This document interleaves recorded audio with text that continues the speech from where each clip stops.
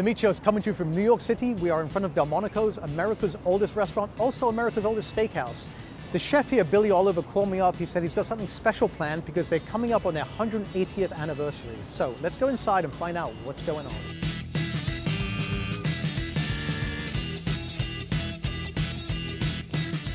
So we're doing a 180-day dry-aged ribeye for the anniversary. Interesting. Delmonico cut, I would assume. Yeah, absolutely. Which, of course, is the absolutely. namesake cut of this restaurant. There you go. And we're a few months away, so are they must be on the shelf already, right? They're on the shelf. They're right at about 90 days. So we're halfway there? Halfway. So we don't dry age here because we just don't have the space. So we actually do it out in Jersey. Hit the road? Let's go. All right, mate. These guys are aging your meat for you? They are. They've been doing it for a while now. Short loins, bone-in ribeyes, tomahawk steaks. We just ran out of space in Delmonico's. But you've gotten beef from these guys forever. I mean, when I first met you, you had green tree beef, we've been using them for a long, long time. So long relationship, Yeah. and they give you the cuts you need. They do a great job.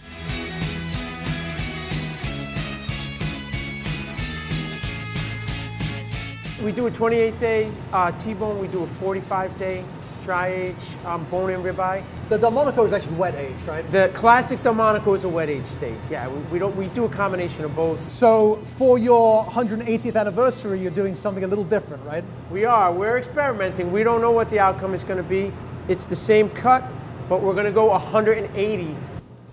And we'll check out the dates on that. So that went up in February. Yeah. You can see already the desiccation on this. Yeah, it's really hard. It's a rock. It's a rock. But you can see that this is a very, what we would call a clean dry age room. Yeah, it's holding up well. Some places you'll see there'll be this this layer of fluff, right? Yeah, That's not really what positive. we want. Yes. So maybe we could cook the Delmonico. And one of these, and maybe one of your standard steaks too, just because you can never have enough beef on the meat show, right?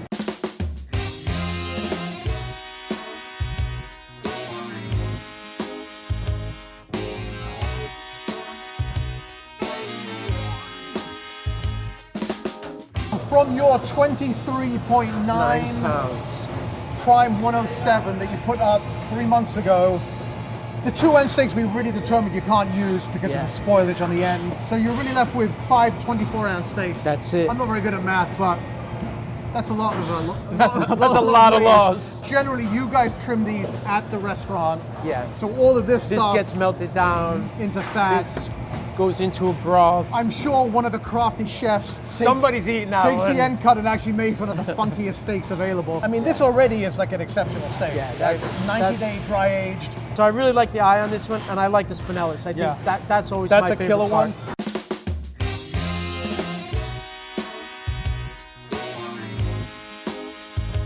Thank you. You don't normally make the deliveries yourself, huh? No. Usually they come to me on the other end.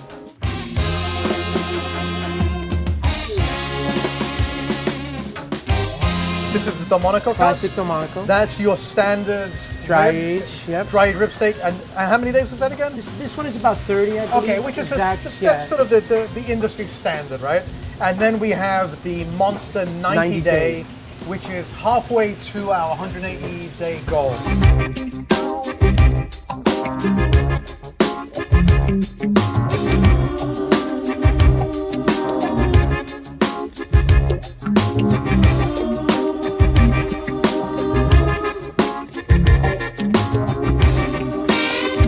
Brush it with a mix of melted butter and a little bit of beef fat.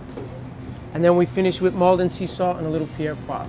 Pierre Poivre is a spice blend. It's a pepper mix, yeah. And the number 7 you use. Number 7, yeah. There's so many firsts invented right here. Well, the first celebrity chef. I mean, Charles Rainhofer was America's first cookbook. Yeah. So there's so much history. Eggs Benedict, baked Alaska. The Delmonico steak now is almost always, here it's a rib steak, or ribeye, boneless rib steak. Most of the country, but sometimes you'll see it's a New York strip. But what you told me was that actually the Delmonico was the best cut on a particular night, right? Back in the 1800s, they were slaughtering the animals out on the street. Right. So it was the best cut that they had. So it could have been a fillet, it could have been a strip, sirloin cut, a New York strip. I love that you still have the pageantry. It's still a fine dining restaurant at its heart, right? Even though it's really known as a steakhouse. I think that we should probably start. I mean, should we just start with the Delmonico, right? This is your classic, biggest selling steak, wet aged, 28 days. Yep. You know my feelings on wet aged beef. Yeah. I'm not a big fan, but that said, that is an absolutely gloriously cooked piece of meat. You have that beautiful char on the outside. Look at the color of that, it's pink. Just a rinse. It smells great. What that's totally lacking in my expectation of a piece of meat is that dry aged depth of flavor. That depth of flavor. But that said, this is still one of the greatest things on earth that you can eat, right? We're talking about a margin of difference of like 5% better with dry aged, you know. I mean, that's just still, look at it. That's still carnivore heaven right there. 28 there. There's a fascination I have with the process of dry aging that the further from life you take something, and wine is a good example, cheese, like there's something that, there's a profundity of flavor, yeah. right? It's just, it tastes less and less like life and more like something else. Wow. Big difference. Huge. I mean, to me, it's a night and day difference between those two things. Like they're both clearly beef, they're both clearly protein, but totally different process. this just has those notes. It's like there's a gentle tang. It's got depth of flavor. It stays with you much longer. That's very clean. It finishes very cleanly. This has residual flavor. That's the 90-day.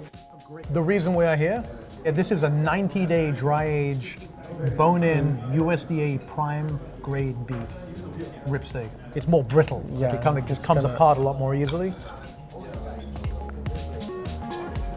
It could. It's definitely more sour tasting.